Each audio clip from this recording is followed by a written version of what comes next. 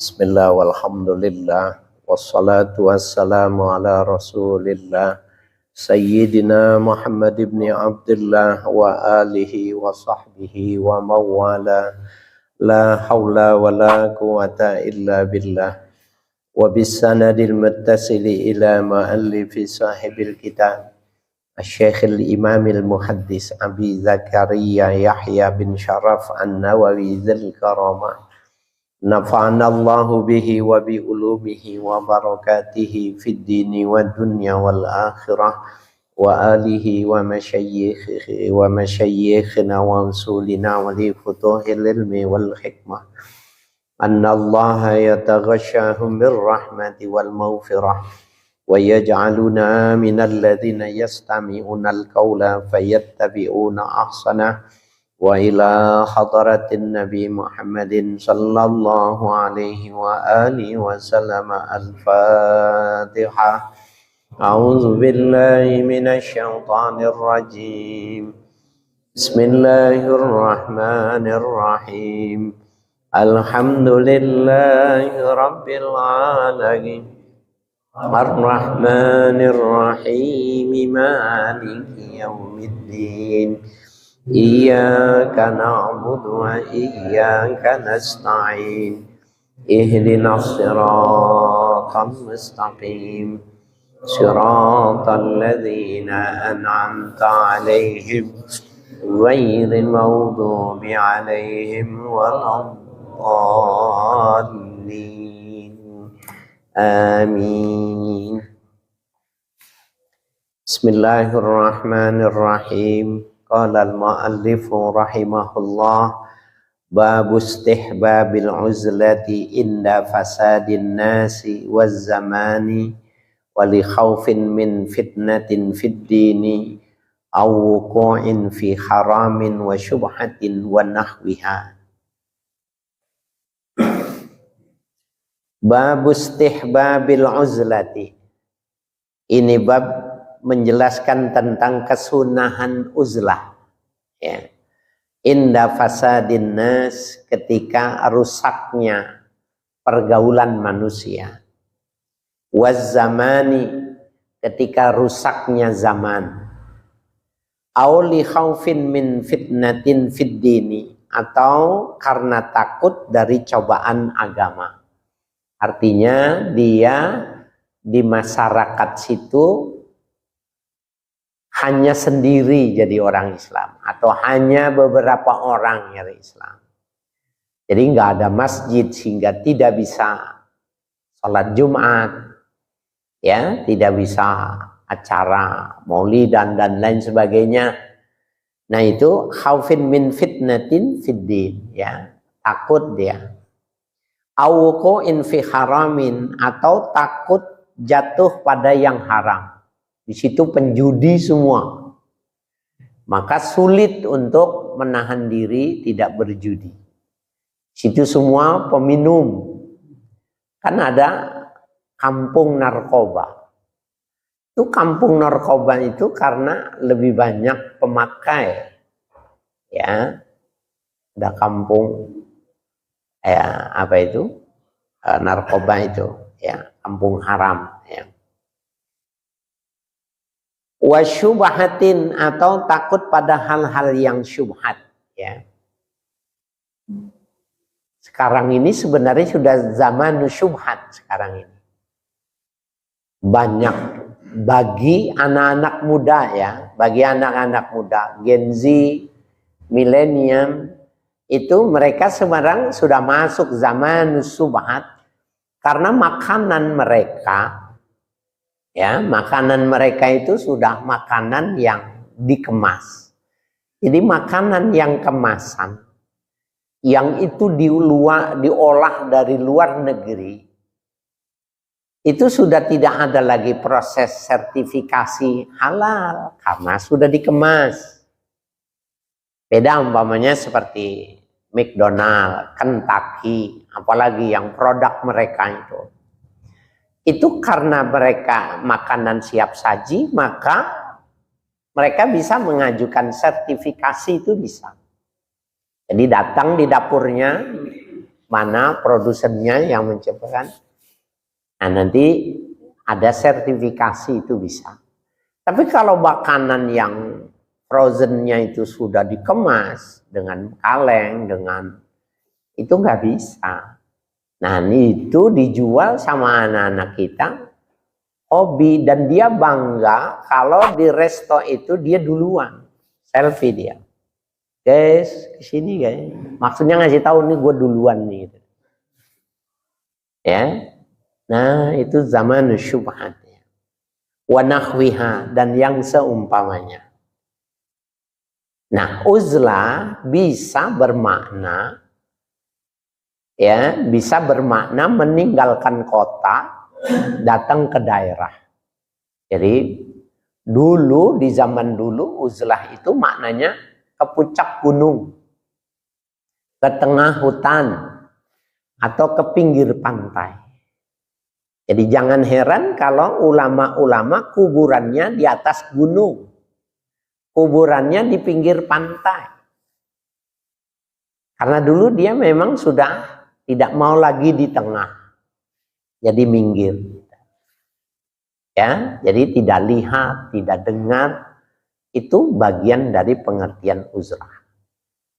Dan uzlah oleh ulama Betawi itu ya dilakukan, cuma waktu itu beliau Mu'alim Syafi'i Hazami itu tidak menyebutkan siapa yang dimaksud dengan beliau dalam ceritanya. Jadi rumahnya itu dibikin basement. Dulu kan belum ada bangunan tinggi, belum ada. Tapi di zaman itu dia sudah rumahnya digali.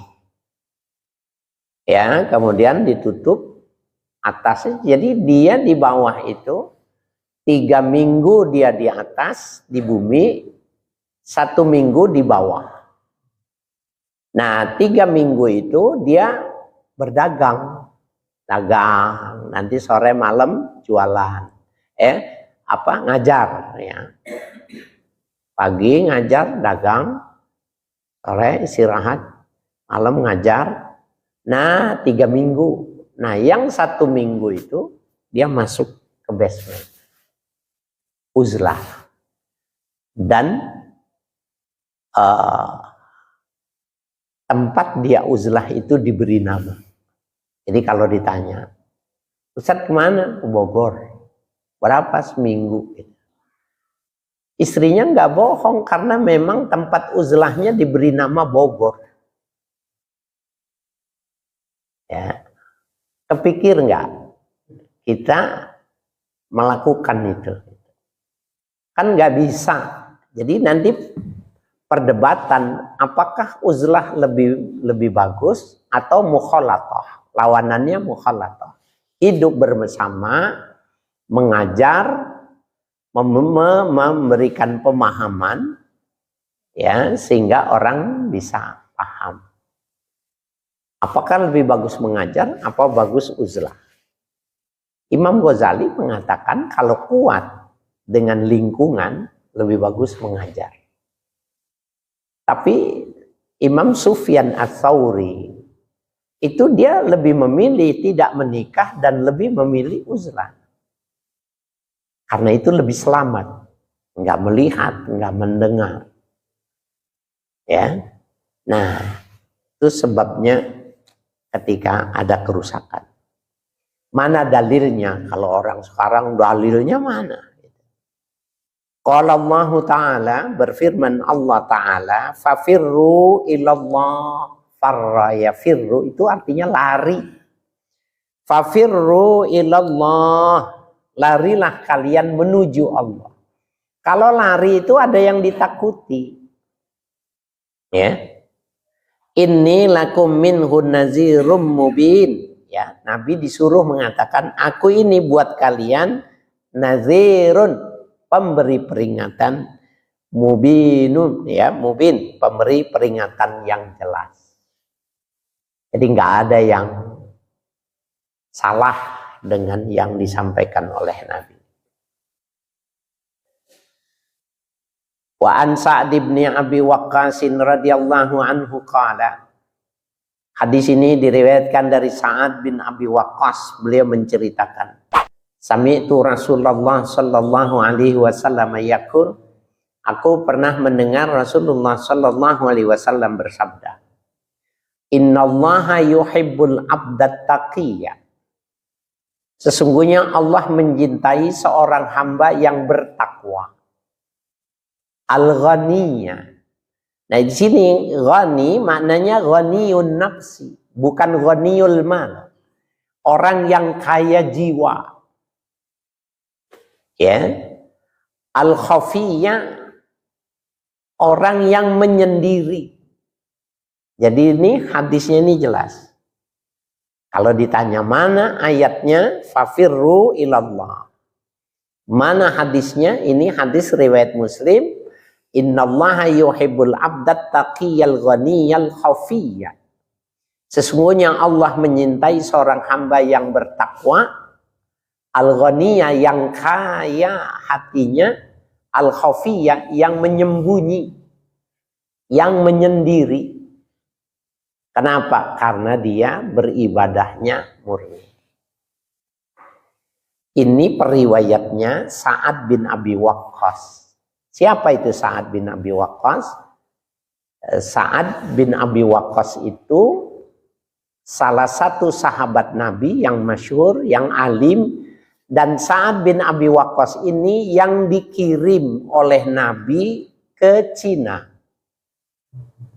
Jadi Sa'ad bin Abi Waqqas itu ya uzlah dari Madinah dikirim ke Cina, Tiongkok. Dan beliau menyebarkan agama. Dan kuburan beliau di Guangzhou. Ya, kuburan Sa'ad bin Abi Waqqas itu di Guangzhou. Kalau bapak-bapak, ini mah kebetulan ya. Kebetulan ini, emang ini hadisnya. Kan bener kan bacaan ini kan? Beneran berarti, bukan direncanain dari rumah. Kalau mau umroh bareng saya nanti kita ke sini. Jadi ada link baru ya, kita dari sini ke Tiongkok. Ya, ke Tiongkok 2 hari dengan ya fasilitas bintang 5. Tadinya itu aslinya itu shopping,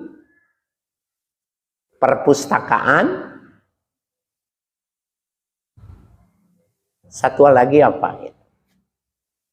Perpustakaan, satu lupa saya. Maka saya bilang bisa enggak 3 ini tukar 1. Ya, tukarnya ini makamnya Sa'ad bin Abi Waqqas. Siapa itu Kiai? Saya jelasin gitu. Wah kalau gitu boleh nih, menarik kata dia. Ya, providernya saya bilang begitu. Wah ini menarik.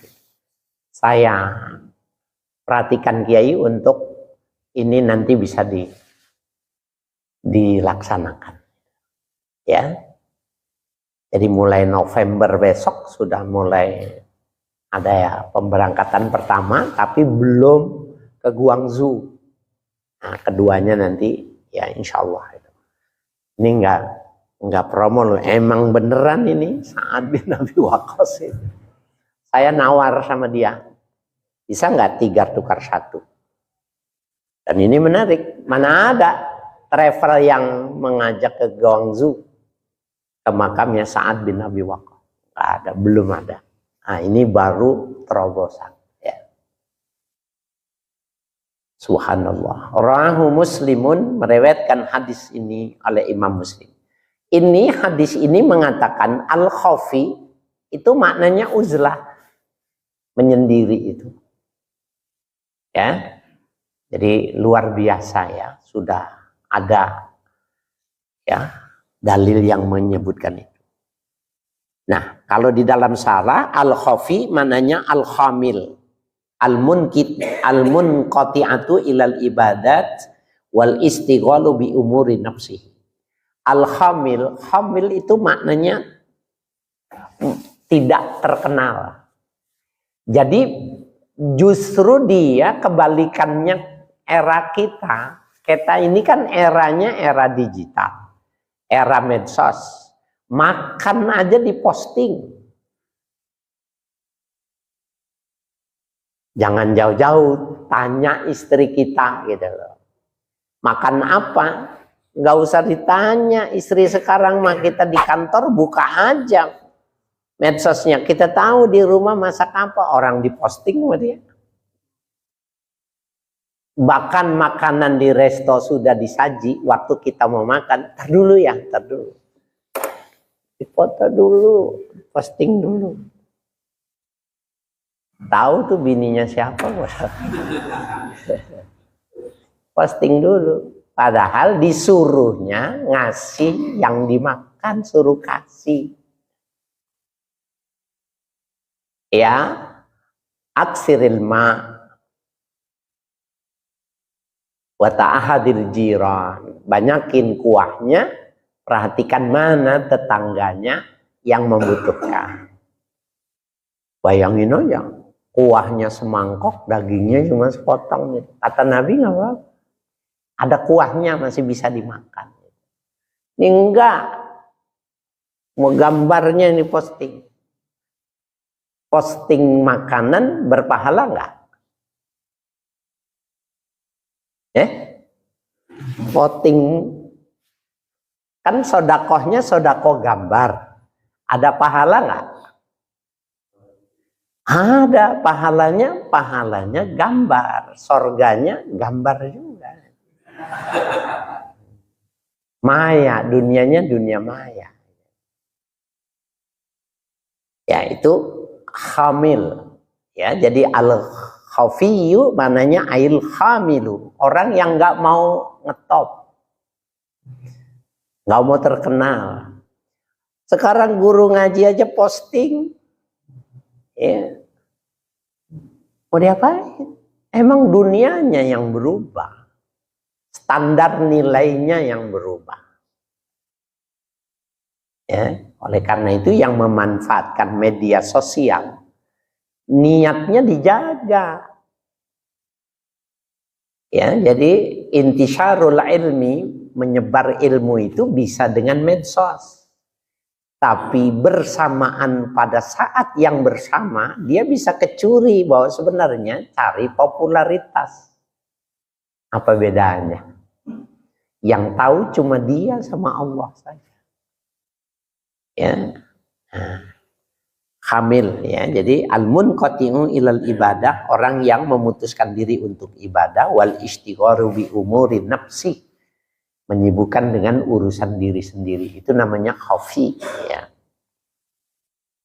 Subhanallah.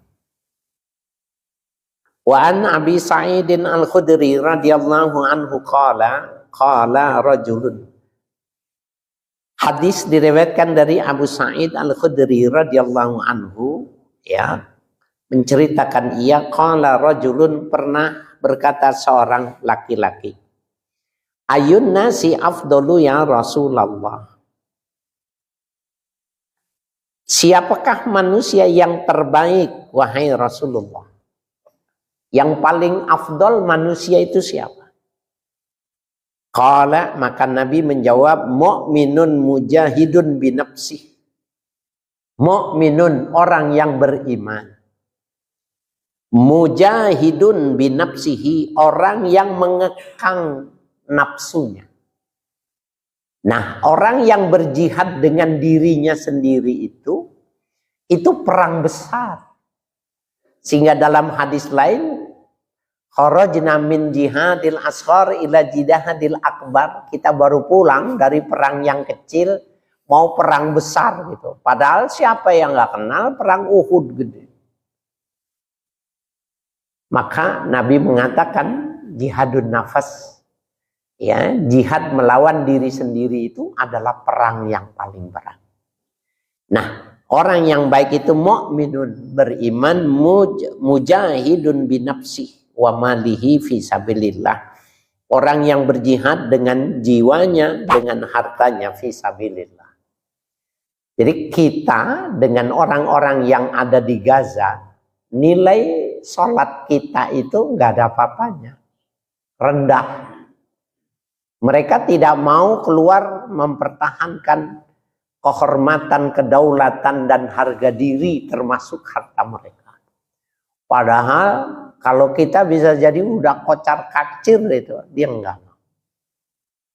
Bahkan anak-anak kecil itu dalam postingan ya ketemu sama ulama, dia mengatakan minta ud'ullaha wa ana minasyahid an amuta syahidan, tolong doakan kepada Allah agar aku matinya mati syahid. Anak SD itu ngerti apa mati syahid, tapi minta doain supaya mati syahid, nggak ada takutnya.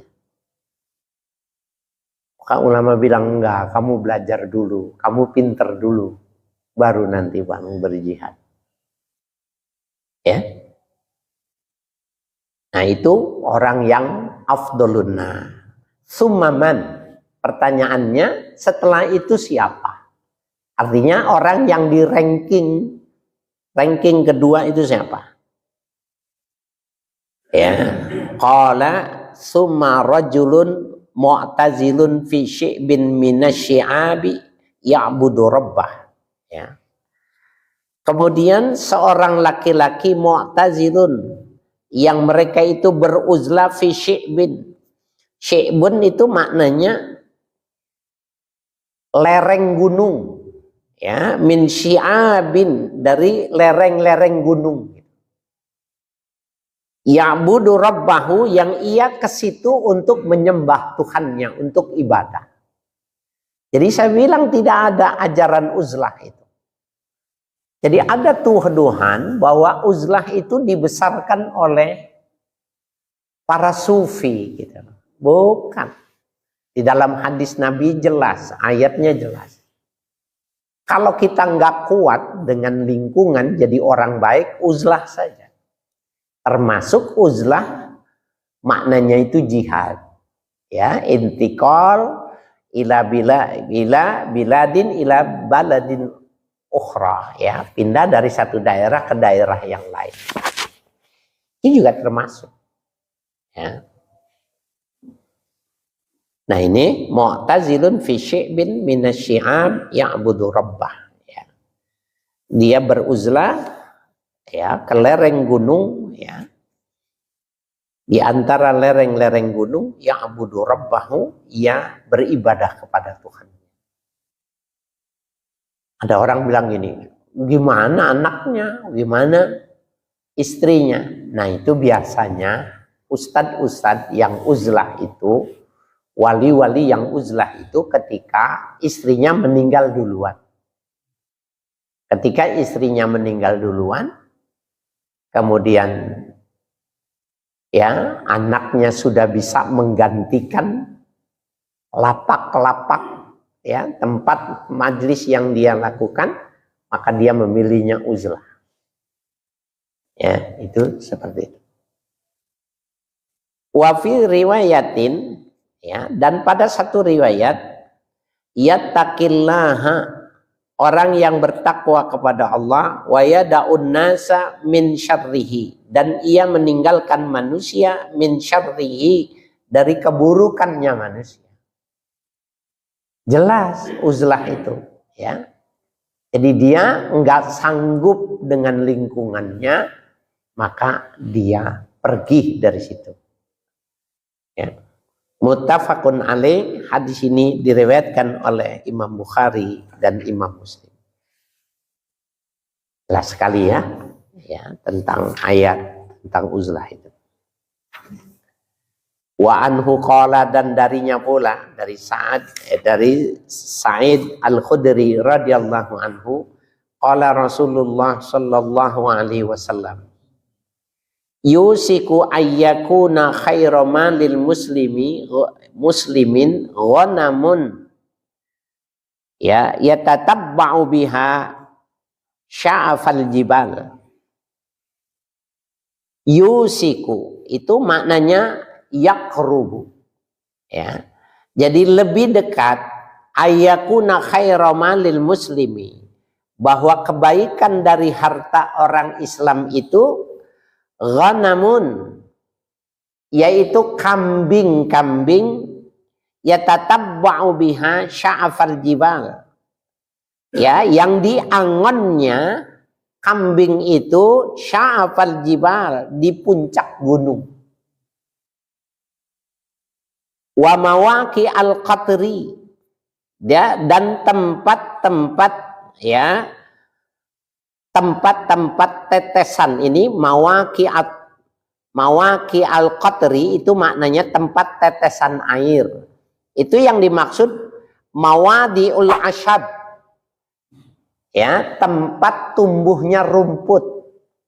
Jadi disebutnya min itlaqil qatri wa iradatil asyab, disebutnya tempat tetesan air, tapi yang dimaksud itu tempat tumbuhnya rumput. Jadi hampir saja. Jadi beliau mengatakan yusiku ayyakrubu, hampir saja boleh dikatakan sebaik-baik harta orang Islam itu adalah kambing yang ia angonnya di puncak gunung atau, ya, di tempat-tempat yang gunung-gunung yang ada rumputnya. Yafirru bidinihi minal fitani, ia lari dengan membawa agamanya dari cobaan-cobaan kehidupan. Bawa kambing 2 biji, ya, bawa kambing 2 atau 2 pasang, tinggal di atas gunung. Maka seumur hidupnya dia sudah bisa membiayai hidup, ya, kambing yang beternak, ya, diternak lama-lama banyak, maka dia hidup dari ternak dia, karena memberi makan ternak tidak bayar. Nih jangan lupa nih, hadis ini 1447 tahun yang lalu. Gunung sama dengan laut, seperti halnya daratan. Sekarang ini cuma yang bertahan cuma laut. Jadi menjelaskannya begini. Dalam hukum itu, mana disebut dengan batas teritorial negara? Kalau ada orang bilang teritorial negara itu adalah garis pantai, itu salah. Jadi teritorial negara kita itu adalah 20 mil dari garis pantai. Tarik 20 mil itu kedaulatan sebuah negara. Cari ikan di situ boleh ditenggelamkan perahu orang. Nah, saya nggak tahu ya apakah 20 mil ini sudah ditambah lagi, tapi dulu waktu saya masih kuliah 20 mil dari pinggir pantai. Setelah 20 mil maka disebut laut bebas. Apa maknanya laut bebas? Tidak ada pemilik. Jadi kalau nyari ikan 24 jam di tengah lautan, laut bebas, nggak ada yang larang. Halal, tidak boleh ada yang mencegah. Karena itu tidak berlaku hukum internasional. Dulu daratan seperti itu. Jadi ada hak ulayat namanya. Di luar batas hak ulayat disebutnya hutan. Maka hutan tidak ada pemiliknya. Jadi kalau hak adat Minangkabau, hak adat Bali itu ada teritorialnya. Lebih dari batas hak ulayat disebutnya hutan. Termasuk gunung. Maka gunung tidak ada yang punya. Jadi orang kalau pergi ke atas gunung, ke puncak gunung, sama dengan dia ke tengah laut bebas. Nggak berlaku hukum. Ya, tidak berlaku. Kecuali kriminal. Maka berlaku di mana dia ID card-nya atau KTP-nya. Nah, kembali itu. Sekarang puncak gunung jangankan di Jakarta, di Indonesia yang puncak gunungnya itu seger ya. Saudi Arabia, Yaman itu kan ujungnya kering kerontang tuh. Kalau kita lewat itu, pucuk gunung itu udah dikampling. Saya kadang-kadang lihat, ya ampun. Gue dikasih juga ogah ini. Batu. Gunung batu udah dikampling, sudah ada yang punya. Ya, nah, jadi ini nggak boleh diamalin berdasarkan teks. Pergi kita ke puncak gunung, patok gunung, tinggal di situ. Ya urusan kepolisian karena sekarang sudah ada sertifikatnya. Pulau aja dijual, apalagi gunung. Ya. Nah, yang kedua yang membedakannya itu gini. Di dalam kitab-kitab tasawuf, ya, di dalam kitab-kitab tasawuf itu, maka kita akan bertemu, ya, kalau tidak salah di dalam Kifayatul Atqiyah atau di Risalatul Kusyairiyah, ada ulama sufi yang ketika dia mau meninggal, di tengah jalan dia merasakan mau meninggal. Maka dia mandi, cari kali, dia mandi, dia wudhu. Kemudian dia tanya sama orang kampung, hak ulayat orang sini sampai mana? Maka diberitahukan itu, taruhlah yang pohon jati itu juga. Maka dia jalan ke tengah melewati hak ulayat, dia cari kiblat, dia istighfar, dia baca syahadat, dia mati. Kenapa dia mati cari? Dia tidak mau mati di tanah orang nanti jadi sengketa. Maka dia meninggalnya di luar batas hak ulayat. Nah itu menunjukkan bahwa dulu darat seperti laut. Sekarang nggak bisa. Jadi jangan dikira ini hadis sahih. Nggak bisa diamalin langsung. Nggak bisa. Karena kita mengambil tanah orang. Nggak boleh. Jadi ya beli. Beli villa di atas gunung. Gitu. Nah tinggal situ. Boleh. Ya. Jadi kalau ada orang minta contoh, ada nggak hadis sahih yang tidak bisa diamalkan sekarang? Ini termasuk nggak bisa diamalkan dalam artian make aja gitu ya, patok aja untuk tinggal, nggak bisa. Rahul Bukhari meriwayatkan hadis ini ya oleh Imam Al-Bukhari.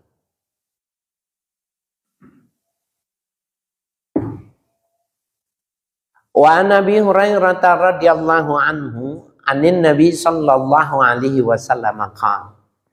Hadis diriwayatkan dari sahabat Abu Hurairah radhiyallahu anhu dari Nabi sallallahu alaihi wasallam, beliau bersabda, "Ma ba'atsallahu nabiyyan illa ra'al ghanam." Tidaklah Allah mengutus seorang nabi kecuali mengangon kambing. Ya, ini bukan beternak, jangan diartiin beternak kambing, karena kalau beternak itu bisa jadi dia pakai dasi ruangannya AC. Tapi kalau yang dibilang ra'a, ya ra'a itu maknanya ngangon. Apa bahasa Indonesianya ngangon? Mengembala. Jadi bukannya beternak. Ya, mengembala. Jadi turun ngelapa. Kan banyak sekarang ya di Madura, Jawa Timur, Jember, Cirebon ya, ulama, kiai, ustadz, tapi dia peternak kambing, peternak sapi ya. Nah, itu dia tangannya bersih gitu. Tapi yang dimaksud ra'a yar'a itu maknanya ngangon, maknanya menggembala kambing. Faqala ashabuhu, maka bertanya sahabat Nabi, wa anta, termasuk engkau juga ya Rasul? Qala na'am. Beliau bilang iya. Kuntu ar'aha ala qara ya ala qararita li ahli Makkah. Dulu aku ya mengembala kambing itu untuk qararit. Qararit itu jamak dari kirat. Kirat itu nisfu danak. Ya, setengah danak. Wadanak sudutu dinar. Ya, 1 dinar itu satu danak itu 1/6 dinar. Ya, 1/6 dinar. Nah, kalau dia 1/6 berarti 1/12 dinar. Upah dalam 1 bulan itu. Ya, kalau hitungannya jadi rumit, ya dulu belum ada hitungan seperti sekarang. Ya, jadi Nabi dulu ya kuntu ar'aha, dulu aku ya mengangon kambing ya, mengembala kambing ala qararita ya untuk kirat-kirat li ahli Mekah ya, penduduk Mekah. Artinya mendapatkan 1/12 dinar penduduk Makkah ya. Rahul Bukhari meriwayatkan hadis ini oleh Imam Al-Bukhari. Nah, ini kalau kita lihat ya bahwa kenapa disuruh ya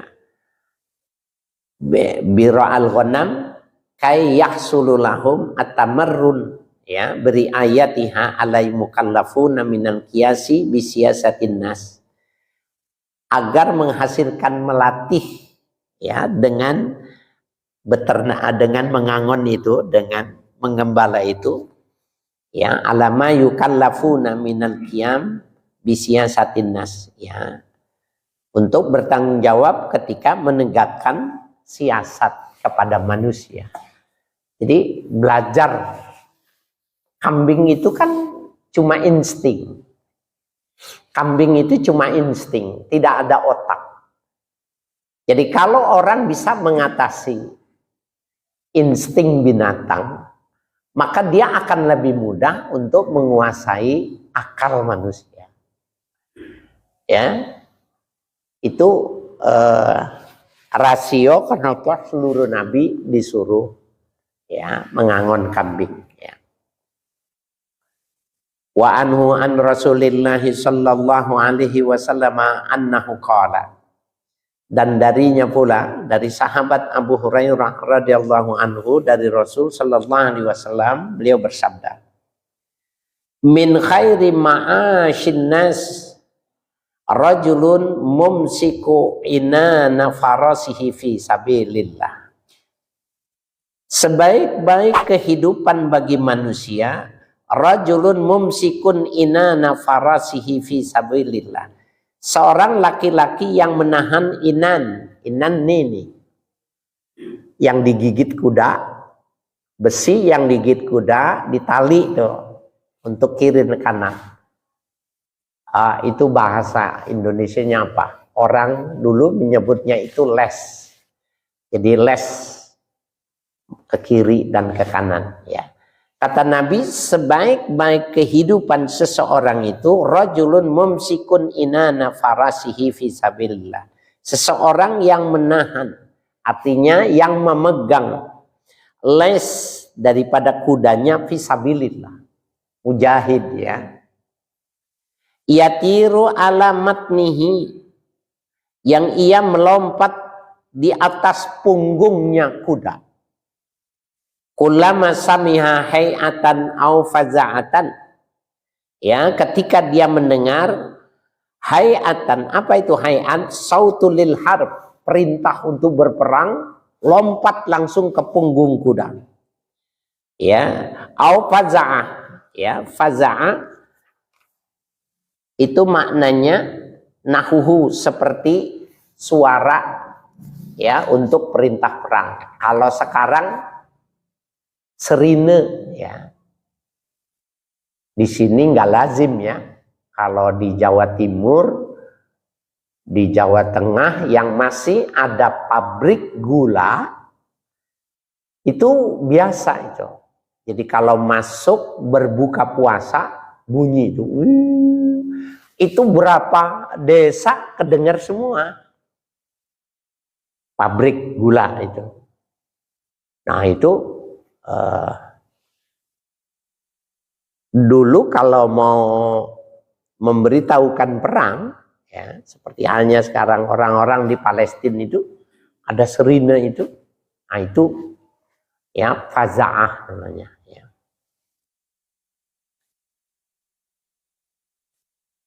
Tara alaihi yabtaghil qatla.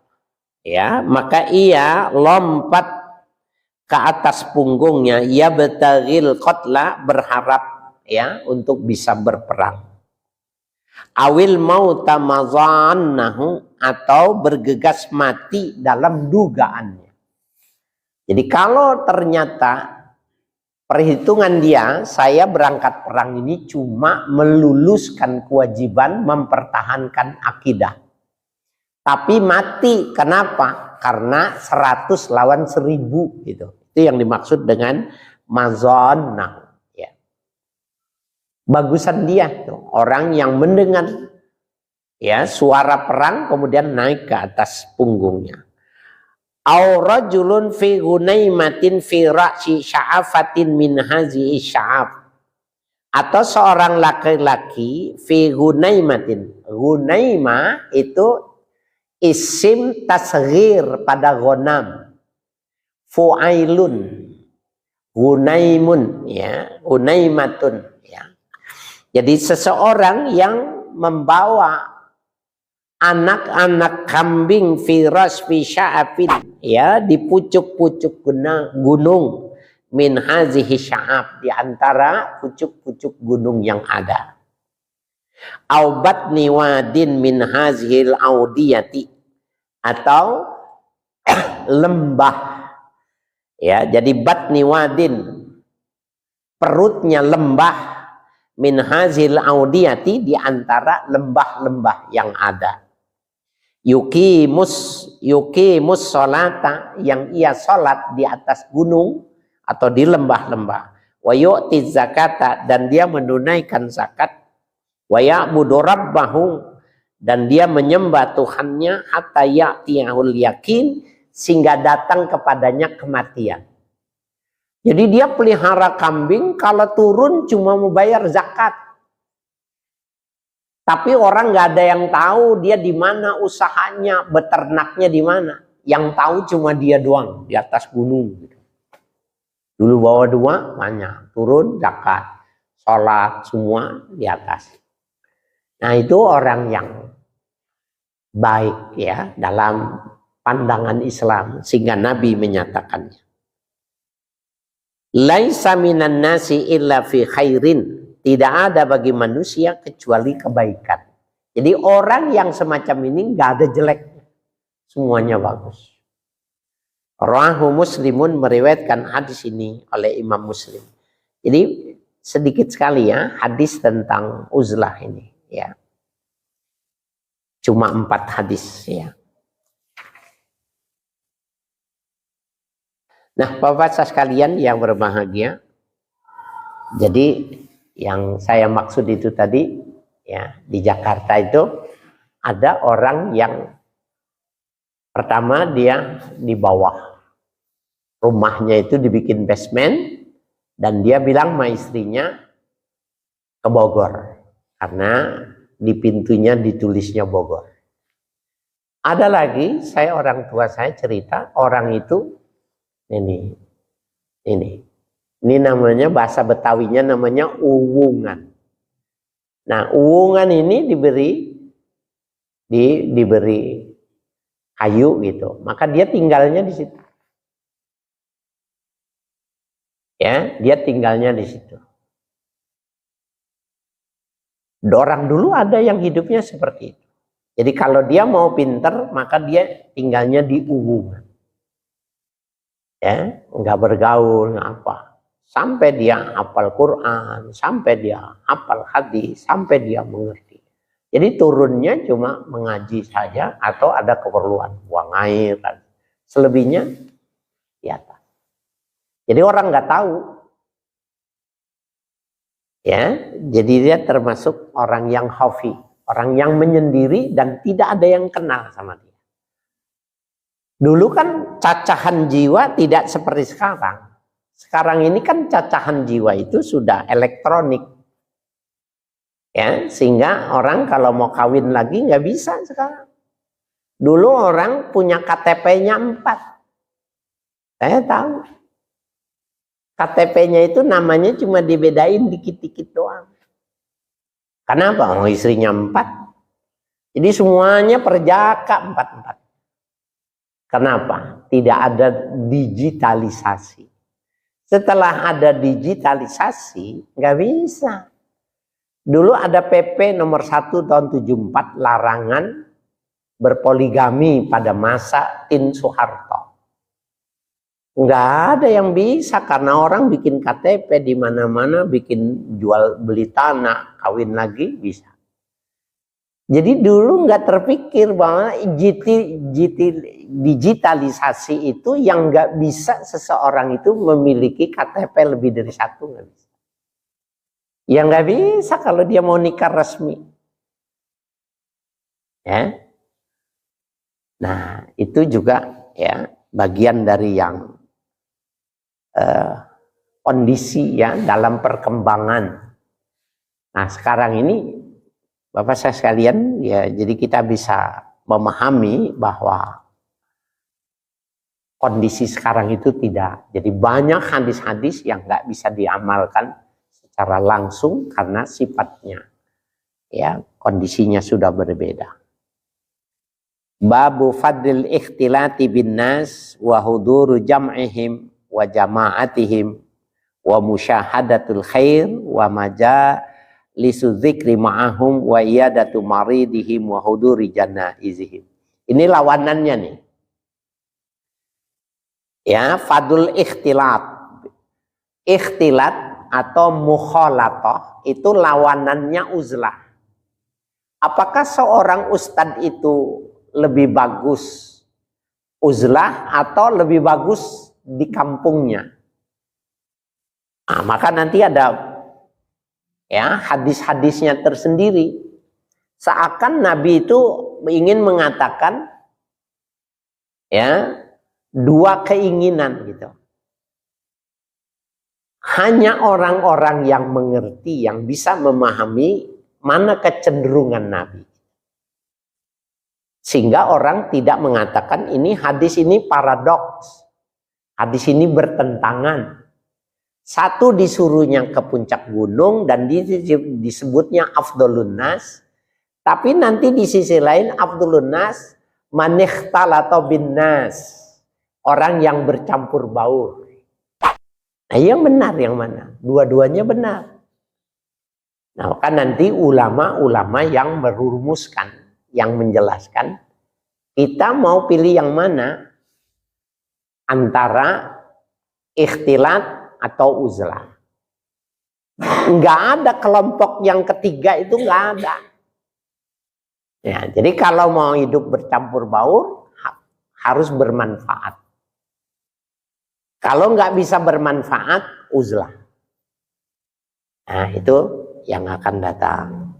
Wallahu a'lam bishawab.